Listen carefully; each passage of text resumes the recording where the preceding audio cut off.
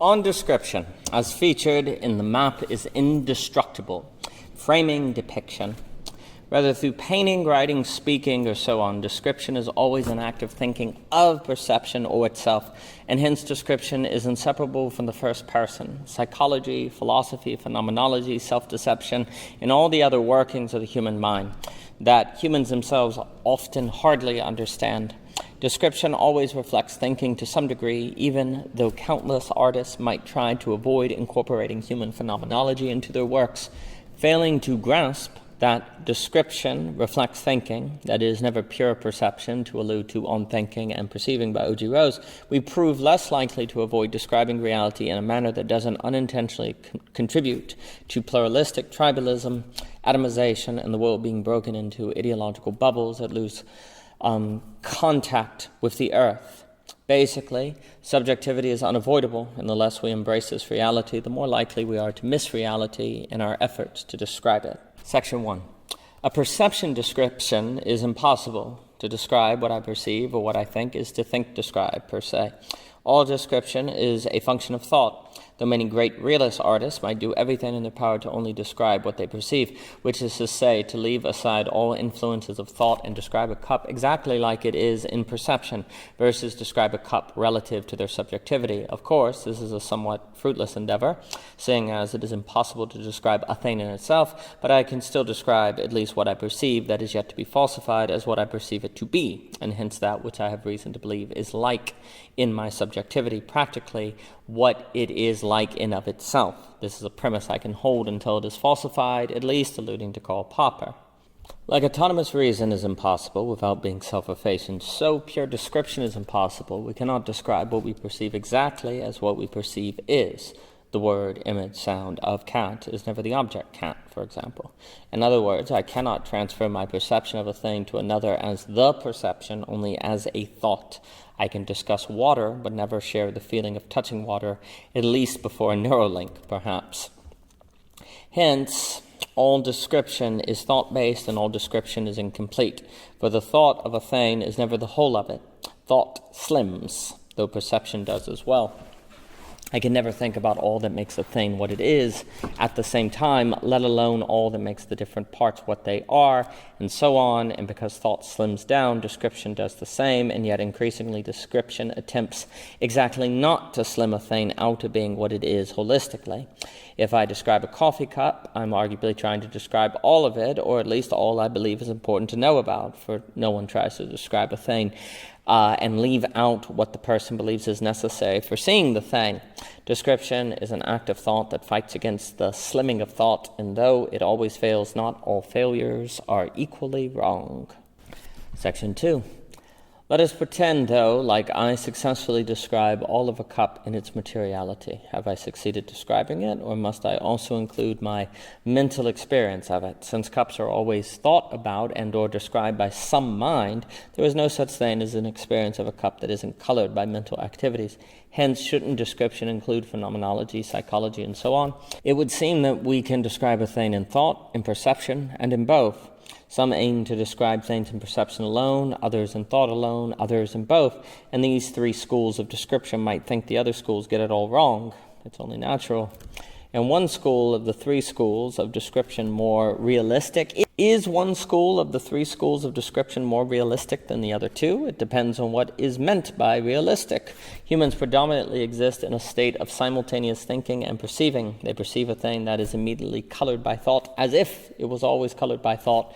What they think about influences what they choose to perceive, and what people perceive is constantly forcing them to rethink what they perceive and forcing what they think to fight with what they perceive to make it fit within the worldview of the perceiver.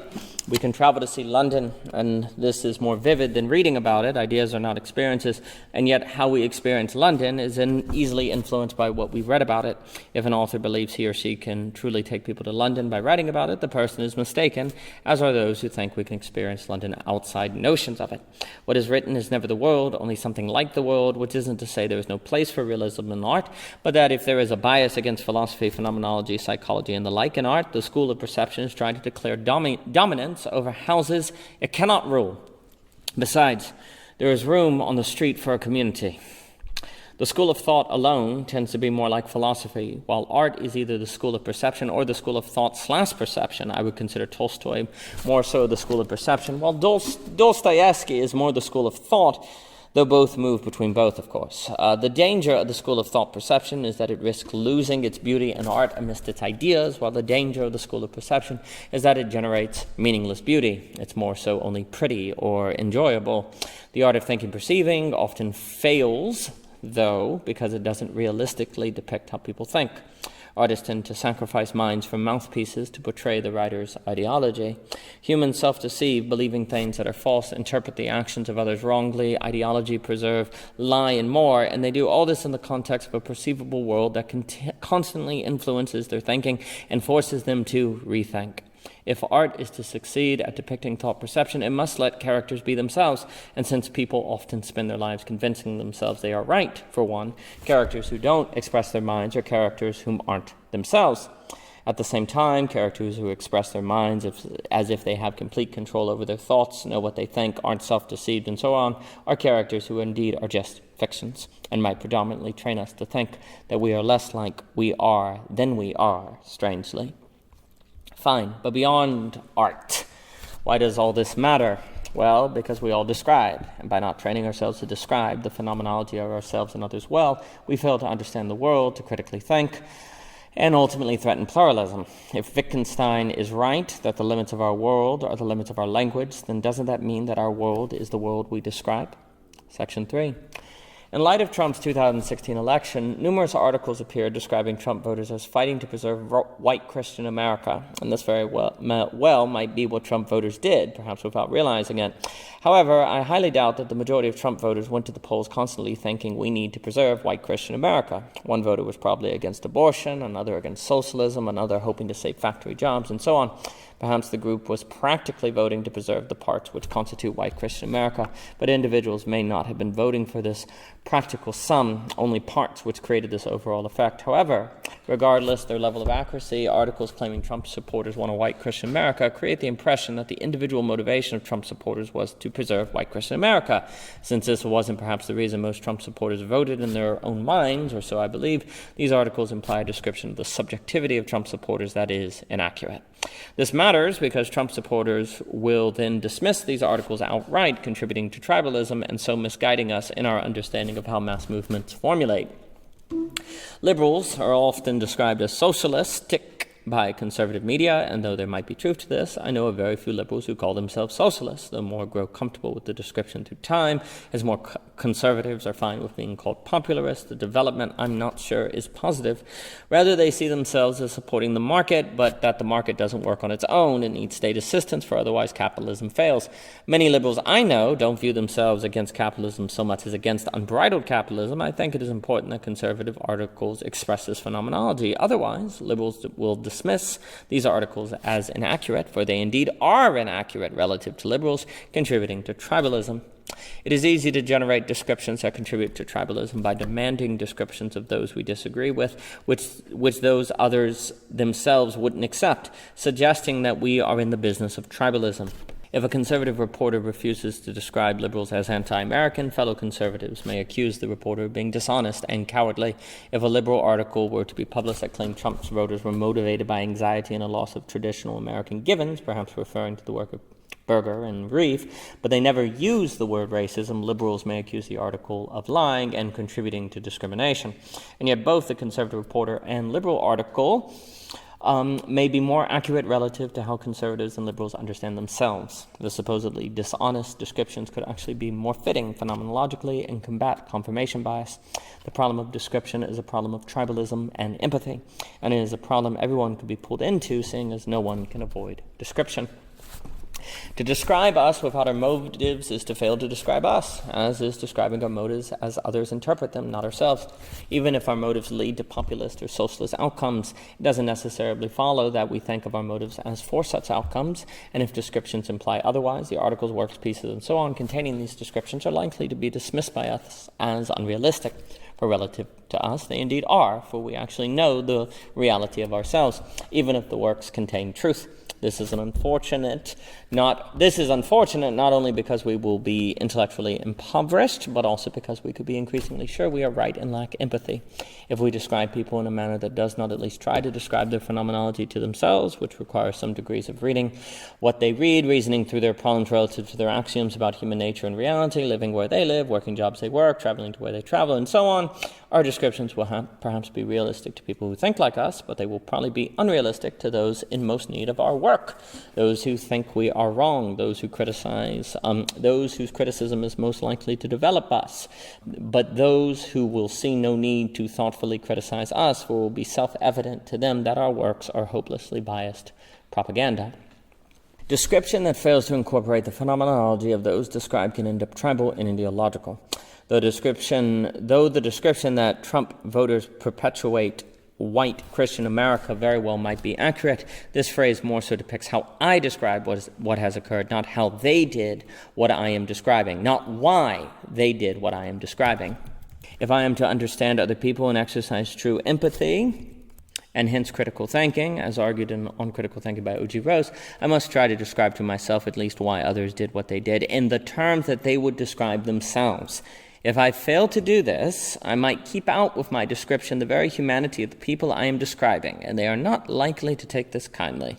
Even a phrase like Trump supporters didn't vote necessarily meaning to preserve white Christian America, but that is the consequence, could be less tribal, but the description clarifies it's not of motives, but unintended consequences. Described this way, there is at least a better chance Trump supporters would absorb the criticisms that may help them think more critically, as might liberals hear conservative criticism better if they were not called anti-American.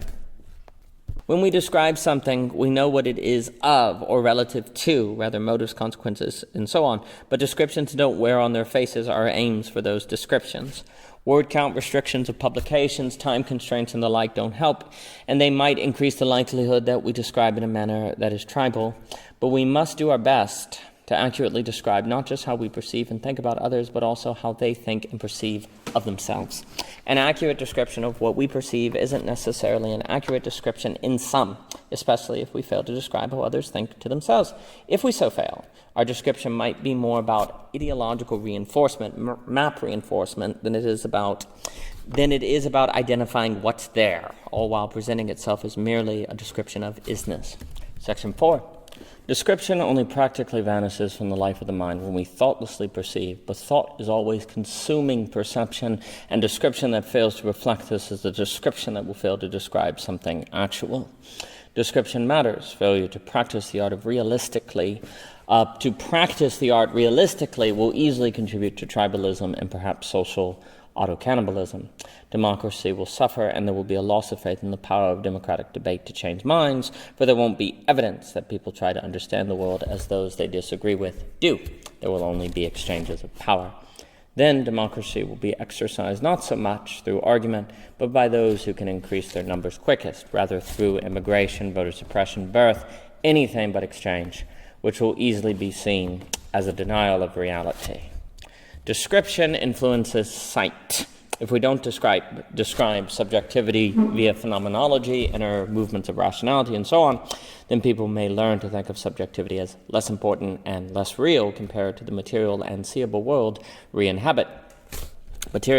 Materiality matters, of course, but it, for us, is always indivisible from human existence. Furthermore, non-intersubjective description might contribute to people failing to understand how others think, and perhaps people come to think that they are alone in how their mind works, creating a sense of isolation, not being understood, and existential tension that could lead to unhappiness, mental illness, and worse.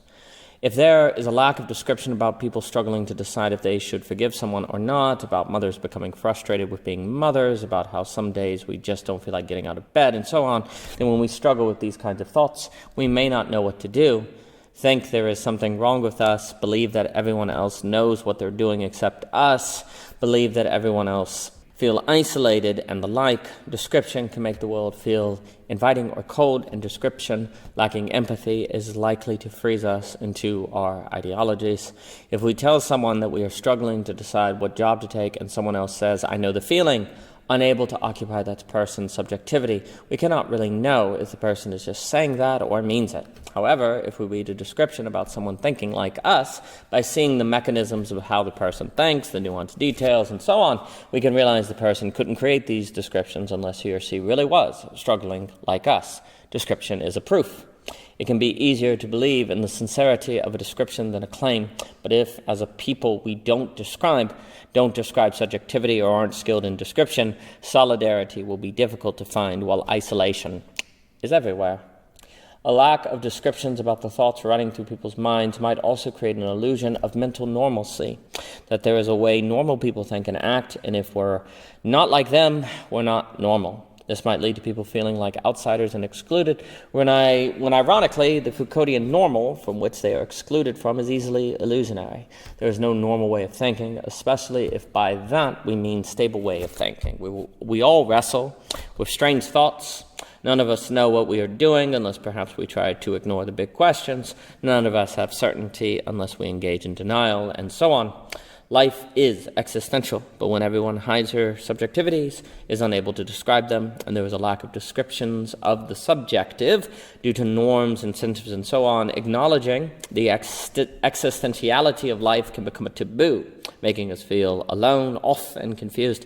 Again, this can lead to a hierarchy forming against subjectivity and sense that it is unreal and not as important as materiality, when subjectivity is strangely the supposed unreality we're all living through always. Once this hierarchy is erected, the likelihood of us learning to describe subjectivity lowers, contributing to a sense of mass isolationism in the midst of growing population, and we probably won't have incentive to grasp subjectivity's mechanisms and depth, which might turn people against psychoanalysis, therapy, interpersonal dynamics, and the like. Even if people realize these fields and topics are important, without skills of description, they may not be able to navigate, understand, or master them, or offer proof of their relevancy. A lack of description of subjectivity can lead to misunderstandings about it, and this can contribute to a loss of self-knowledge and knowledge of others. If we don't see how we think, which is different from just knowing how we think, which is to say, if we don't have a grasp of the mechanisms, movements, and phenomenology of thought itself, all of which requires description, then arguably we don't fully know ourselves. Likewise, if we don't try to understand how others think, we don't try to know others. The mind is inseparable from the self. To ignore it is to ignore people. Furthermore, to ignore the mind can imply that understanding subjectivity isn't essential to life. And when we fail to describe subjectivity, this is exactly what we can unintentionally imply. For even if we nod in the direction of the subject, we don't care enough about it to learn how to describe it. This can lead to overlooking the complexities of human life, a tendency to label others versus understand them, and contribute to overall unhappiness as we all learn to live through a subjectivity that we often indirectly learn to think of as less real than what we experience through it. The means of subjectivity is treated as secondary to ends and things we experience, and yet we never experience things outside of subjective framing. We are arranged for pathology and self-effacement. In closing, rather due to aesthetic hierarchies, cultural taboos, or the like, failed to describe subjectivity will likely contribute to tribalism and pluralism, an increase in mental instability, and a feeling of people being alone with themselves.